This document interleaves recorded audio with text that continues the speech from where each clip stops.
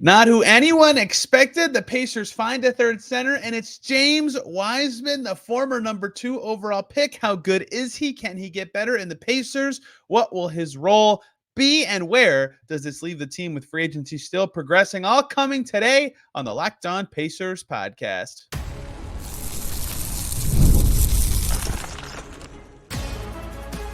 You are Locked On Pacers, your daily Indiana Pacers podcast, part of the Locked On Podcast Network, your team every day.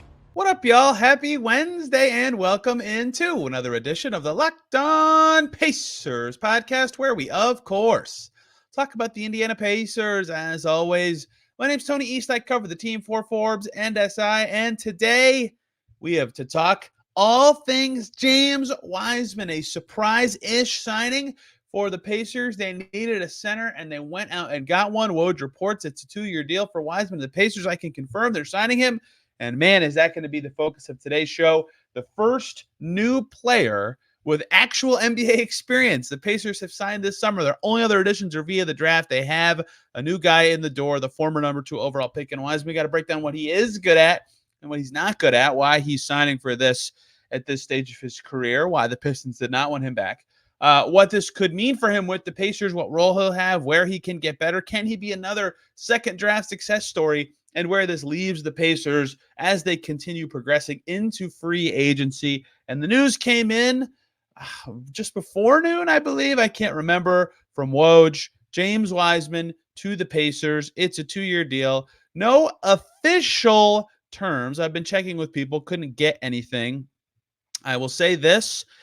Given the Pacers' proximity to the tax, and given that 2-year deals can be minimum deals, I'm pretty certain it's a minimum contract, but I don't know that. I don't know what the second-year structure looks like. I don't know any of that part. We won't get too much into that right now. We'll get into is James Wiseman signing with the Pacers. Jalen Smith out the previous day. They needed a third big, right? I talked about this for a while on previous shows. You know, the history of this front office says that they want a third center, right? Having 3 centers is enough depth, at the spot. And they lost one with Smith leaving. They only had Turner and Jackson left. They needed somebody, and I thought they'd go the veteran route because they don't have minutes to offer in their standard rotation right now with Turner as a starter and Jackson as the backup. But I will say this.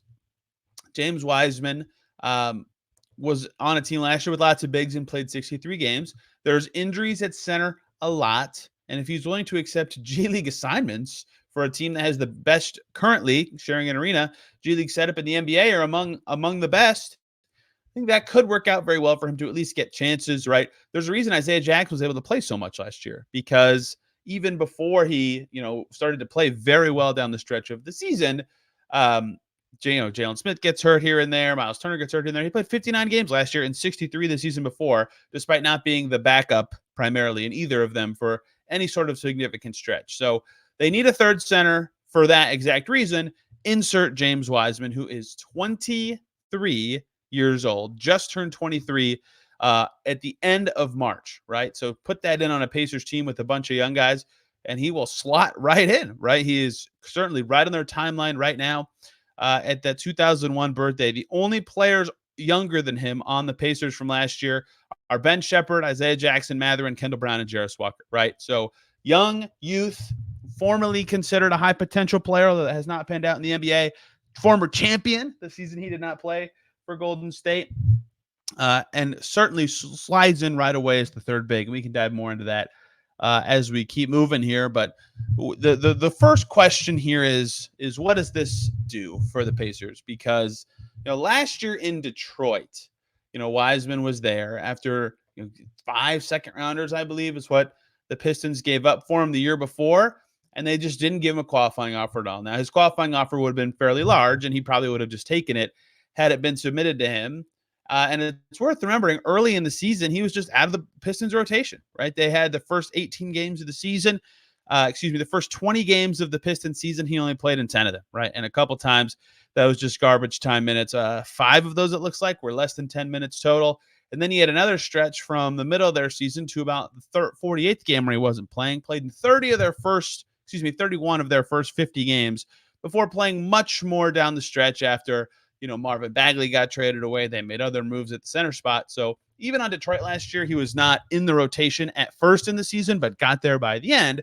And so that's important context to kind of start as you look back at what his season just was, because that was, besides his rookie year, the only season he spent with one team completely. Had that meniscus injury in year 2 with Golden State, then was traded. So why wouldn't the Pistons, who are rebuilding, want to keep someone like this? A former number 2 overall pick, who certainly has some nice stats and some big games. Well, they have a lot of other centers on their team already is a starting point answer to that question, right?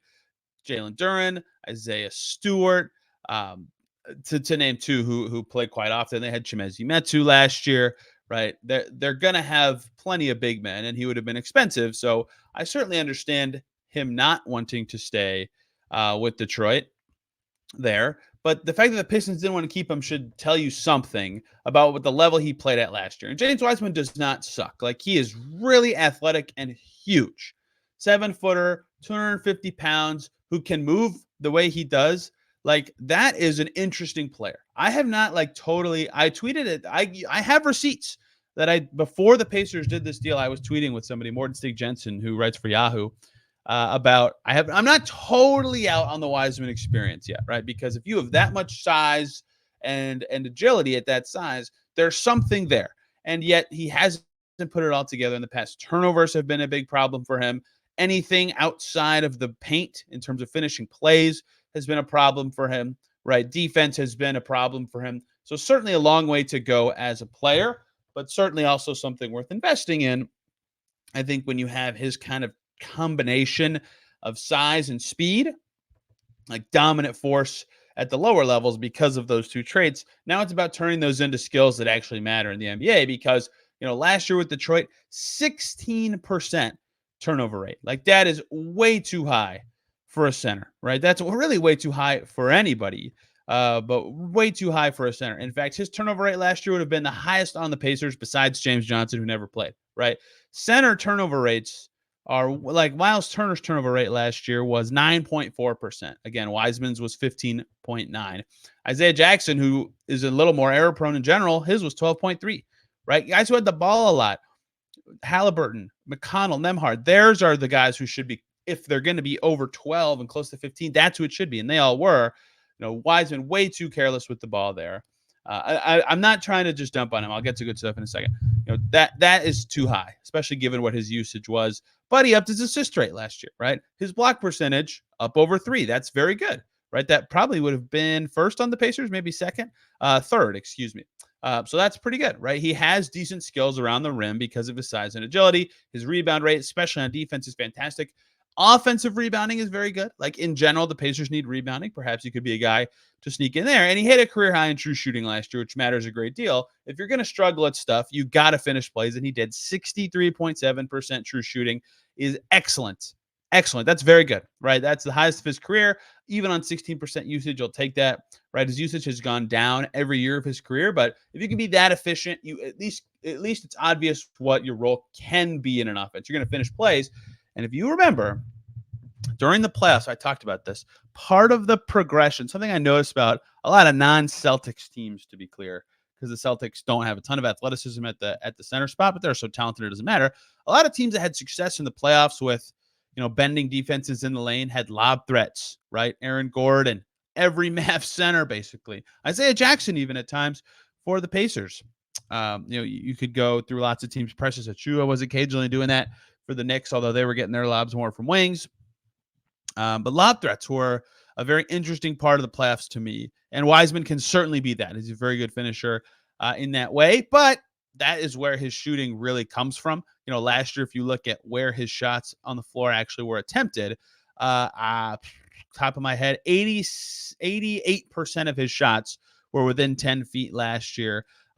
And very few, looks like 4.7% were either 16 feet or farther. And even fewer of those were threes, right? So not a shooter at all, does not have a ton of range. 81 dunks is crazy, right? So he's around the basket all the time, but he's very much an around the basket kind of player. That's not a bad thing. That's just what his current range is. So some stuff to like, right? If you were this large and mobile, That is something to build on. That is perhaps an above the rim type of player that fits very well with Indiana's guards, right?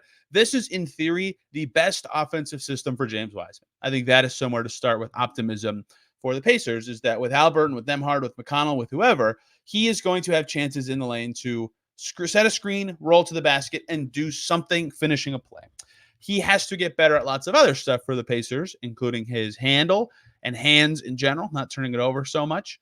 And maybe a more reliable jumper, so he's not just limited to those things, although Isaiah Jackson fit in well with the Pacers doing just those things. But the other thing is defense. Isaiah Jackson's defense is much better than Wiseman's. He has not been a particularly good defender despite his size and kind of speed for his whole career. His pick and roll defense has not been good. So that is somewhere he will really have to grow. And it seems like he has the traits to be good on that end, but it hasn't happened yet. And so I expect he'll be the third center for the Pacers, but they need him to make progress in those areas to keep up with the fact that he is an efficient play finisher, that he is a great screen dive big man, that at times, if he catches it at the elbow or at the free throw line, he can make a one dribble move and get by somebody, right? There's a lot to like about his offensive game, certainly once he has the ball secured and can make a play, but still some room to grow. That said, we've seen this movie with the Pacers before, and I think they can develop him into more than what he is right now. How much more? That will define the James Wiseman Pacers era, however long it may be. Let's talk about that, what the growth could be, how it could go for the Pacers. Before we get into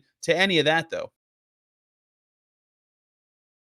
we need to talk about Gametime, an automated ticket marketplace of Major League Baseball, which makes getting tickets faster and easier. Prices on the Gametime app actually go down the closer it gets to the first pitch, with killer last-minute deals, all-in prices, views from your seat, and their lowest price guarantee. Gametime takes the guesswork out of buying MLB and other tickets. I should know. I used it and had a wonderful time. How it works, you can, on the app, see what you're going to see from your seat, and it was spot on for me. The prices were very cheap. The all-in price I loved, right? So what you see on there is what you pay. No crap at the end. Lowest price guarantee, which they back up with a credit of 110% of the difference if you find tickets in the same section row for less. Your purchase is covered with a flexible customer service policy, a cancellation policy for the event, and job loss protection. There's nothing to guess about. You see it. You see the price, you want it, you pay for it, you buy it. That's exactly how this should go. Download the Gametime app and take the guesswork out of buying tickets and MLB tickets with Gametime. Create an account, use the code LOCKEDONNBA. You'll get $20 off your first purchase. Terms apply. Again, create an account, redeem the code LOCKEDONNBA for $20 off. Download Gametime today. Last minute tickets, lowest price guaranteed. And we are back here on Locked On Pacers talking more James Wiseman. Thanks for making us your first listen today and every single day. For your second listen, lots of moves still happening around the league. The Warriors have retooled with Kyle Anderson and at former Pacer Buddy Hield. It sounds like could be moving there as of very right before I started recording this.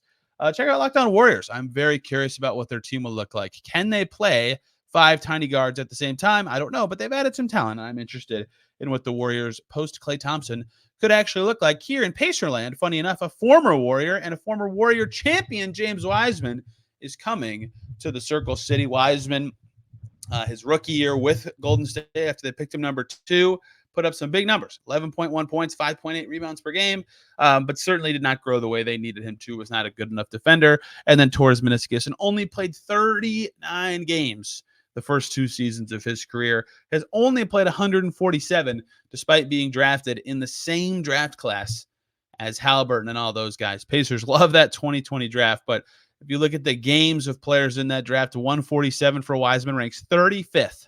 So injuries have been an issue for him and certainly a factor potentially in his current situation where I don't know that it's the minimum contract he signed with the Pacers, but I would strongly guess that. Where the point that after his rookie deal, he's taking a minimum contract. But I bring up the draft to also say this.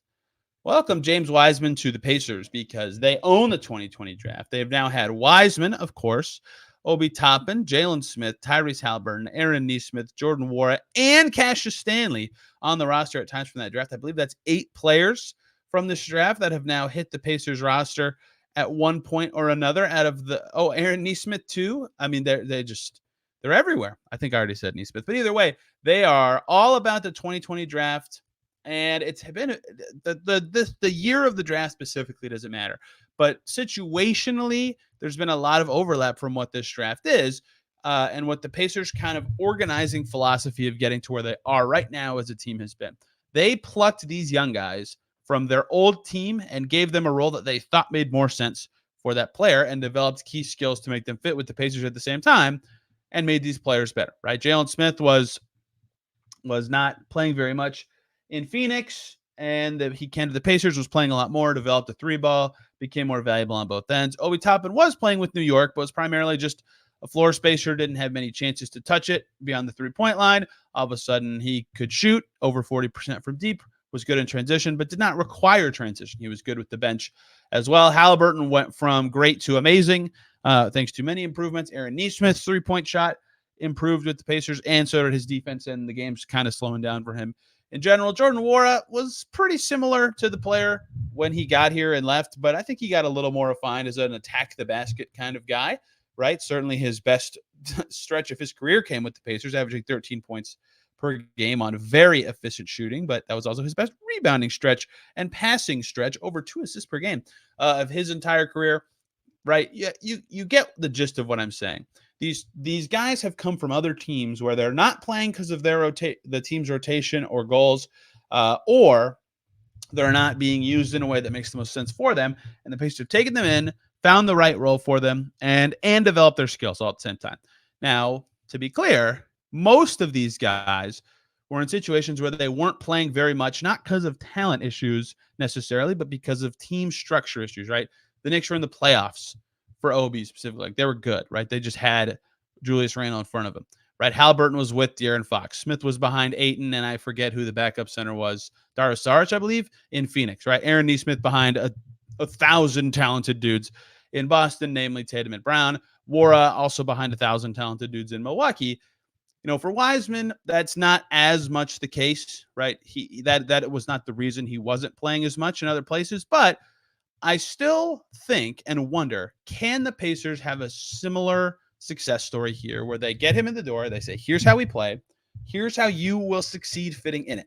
Look what happened to Jalen Smith, right? His third-year team option got declined, right? He was in trouble career-wise, earnings-wise, came here, and now he got $30 million coming out of here and $15 million in Indiana, right? That's your sales pitch to Wiseman for the Pacers front office, and they already agreed with him, but you know, if you're Wiseman, you have to see that and go, okay, if I do what they say and on offense and try to buy into this system where I think his skills fit very well. Again, as has been commentated on by lots of people on the signing, Nate Duncan, who, you know, watched a ton of Warriors during their title run, was the first person I saw. So his is on the brain, and I'll read his tweet, but I agree with this. And I was DMing somebody about it. He said, I love the fit for James Wiseman in Indiana. He'll have to compete for minutes, but their point guard should be able to get the best of whatever potentially has. Could not agree more, right? Great fit for him. But now it's about the Pacers to, one, prove to him that he does these things and things will go well for him. Like, early success, I think, is going to matter a lot. How he plays in his first couple appearances for the Pacers will be a big deal. But two, it's about adding skills. And I don't expect this to be like the rest of their guys who were reluctant or not great shooters and then became better shooters in Indiana. He, is a non-shooter. 38 of his 63s were in his rookie season with the Warriors. That's 63s in 3 seasons. It's going to take a lot to turn him into more like an actual someone with, you know, space away from the basket. But can they get him to pass better? Can they make his screening even better so that his lobs are better? Can they make it so he's a better decision maker with the ball so his turnover rate comes down? Or, most importantly for them, can they make him guard, right? He's got the tools to look like a good defender. That does not mean in any stretch of the imagination in the NBA that he's going to be a good defender or has been a good defender. He's got the tools to be a good defender. Can they get him in the right spots? Can they harness something there? Those are the kind of things that will make the James Wiseman signing successful. Can they repeat their success of player development? Getting these guys, and specifically it's been from one draft class, but getting these guys, especially that COVID year where it was just a tough year for the draft and playing as a rookie, can they get them to buy in, play a role that makes sense for them, and add to their game? And for Wiseman, there's a lot of ways that could work to make him a lot better, right? If he is who he was last year, right, 64% true shooting on 16% usage, and his turnover rate goes to Myles Turner levels, like, that's a competent offensive player alone. You don't have to add anything else. You don't have to add shooting. You don't have to add passing. That's it. Just stop right there. If he is the same player he was last year but can guard much better, in a meaningful way, that's also significant, right? I don't know what that would look like. He could probably only guard fives at this stage of his career, but that would be significant. Any sort of like floater, something like that. There's just a lot of ways that he could improve slightly that would help him and help the Pacers. So I'm not giving up on a 23-year-old in this way. Last year, the Pistons defense was 3.5 points worse, 3.6 points worse with Wiseman on the court than off, and their offense was 4 points worse with him off. So about an 8-point worse Wiseman on off with the Pistons. That means and shows that he has a lot to work on. But the Pacers working on those things with other players who have struggled at past stops has gone well for them. And almost every time. They've done very well with these reclamation projects. And this could be another one with Wiseman. So there's a lot to like. There's a lot not to like. But the Pacers have proven that they deserve a chance to develop players like this, even though Wiseman likely going to be the third center. Let's talk about his role and the Pacers situation heading into the continuation of free agency to close out today's Locked On Pacers.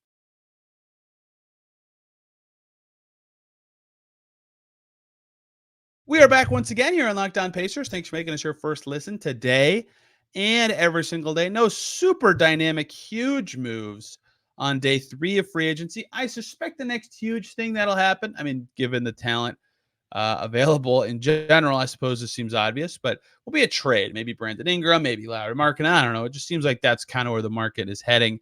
And all the big deals, most of the big deals have been settled. So check out any team that did something interesting to you. If I can make a suggestion, Locked On Magic. They've been all over the board, keeping their own guys down in KCP. That's going to be a nasty defensive team, and Philip Rossman Wright can tell you all about it. We're up to 50 deals signed in free agency, and we'll get more to the external market, but the starter level guys are basically gone. LeBron's out there, DeRozan's out there, Caleb Martin's out there. It's running low.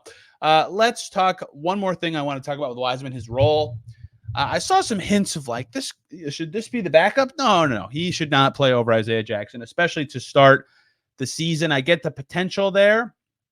But Isaiah Jackson is also young and has proven to have skills to get him on the floor in the NBA, including in the postseason, which is the most important thing that matters for the Pacers now, is how their players can play and can do in the playoffs. So Isaiah Jackson should absolutely start. No trades at all if this is the team they start next season with. Isaiah Jackson should 10,000% be the backup 5. Isaiah Jackson is younger than James Wiseman, right, and better. That is the end point of that discussion. But again, I think Wiseman as a third big, which is a fine role for him on a team that he has seen develop talent and can buy in easily to that part of it. I think that is a natural role for him. And there's going to be injuries. Myles Turner played the most games he's played in forever last year, and he still missed a few. I'm not saying that to knock him at all. He played 79, 77. I can't remember. Jackson only played 59. He wasn't hurt that much, but he did miss a few games due to injury. And centers get hurt a lot. They're big, laboring players. Like every center on every team gets hurt to some extent. And Turner, to officially get his number, last year he played, good Lord, 77 games. But before that, he had not played more than 70 since 2018-19. So there will be chances for Wiseman to play. Maybe Obi Toppin just becomes the third center, and Wiseman, his role is, when there's needed or when there's chances, who knows? But I think there will be chances for him to play. How much? I don't know. And how much he takes advantage of those is going to matter a great deal to his long-term outlook. But I saw some discussion of like, could he be the backup center? No.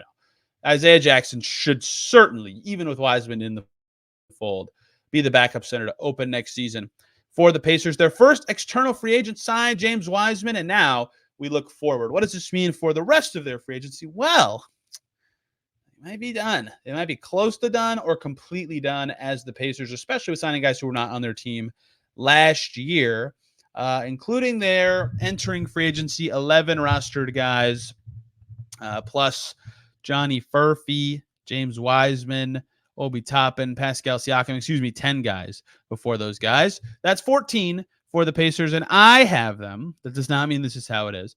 But with with my estimated contract for Johnny Furphy, I have him a little over $2 million away from the luxury tax. You can fit a minimum salary into that amount, but there's also lots of bonuses. For Myles Turner has a couple incentives in his contract. TJ McConnell has some incentives in his contract that could take you over the tax. And you don't, I mean, in some cases with these incentives, especially the ones the Pacers have, they're so lofty that if they happen, you're just happy to pay the tax. I mean, your season went really well, but you'd still like to avoid it if you can. So right now, it's really tough for the Pacers to add anybody. They could add a rookie minimum and still have wiggle room under the tax and not be afraid of their bonuses. And they have 2 rookies who they just drafted who certainly could maybe get a roster spot now if they want to add a 15th guy, and Enrique Freeman and Tristan Newton. But that is kind of might be up to Summer League. How do these guys play? We got the Summer League roster earlier this week. We'll talk about that soon.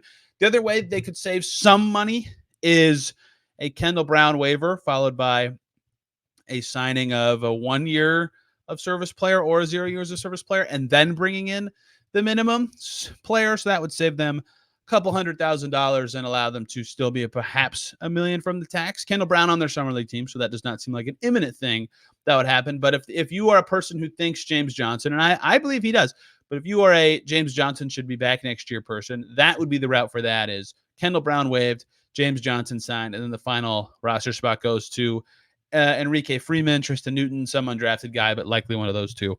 That would be a way they could have 15 guys on their team and likely still duck the tax. I know that people think I'm harping on the tax too much. I apologize. I just think that it's a relevant factor to how the Pacers build their team and the decisions they will make in free agency. And part of those decisions is they can fit James Wiseman into a, I'm guessing, but presumably, and I saw Hoops Rumors agreed with my presuming, 2-year minimum deal for Wiseman. Would allow them to still be safe under that tax as they make decisions in the future. So what can they do now? Well, they have a roster spot in theory, but their proximity to the tax means if they're going to make a signing, they're probably going to have that player be a very inexperienced player, or they're going to have to, do some creativity with Kendall Brown and his deal. I don't know. They want to rush to do that, right? They have his deal and it doesn't change until opening night. Maybe he could even be in training camp. So maybe you'll see something. If you see any player signed for the Pacers in the next couple days or the next couple weeks, I would guess it's James Johnson, just given the way their team has shaken out. But I think we'll have to see where this develops or if they make a trade. It's only July 3rd. Trades happen much later than this every single year. You never know where this is headed. They signed player like Jakar Sampson got signed like in early August a few years ago. You just never know where these things are going to develop or who is going to pop up as available on the market. So you never know, but it seems like they're getting close to the end, especially if signing players who might play at all next year. They have third string depth at basically every position now on the team, and they have some youth added, and they kept their vets, and they look ready to go for another season. So a lot less money projecting in the future. We'll see. Coming up on Locked On Pacers in future days, I already recorded an interview with Derek Schultz.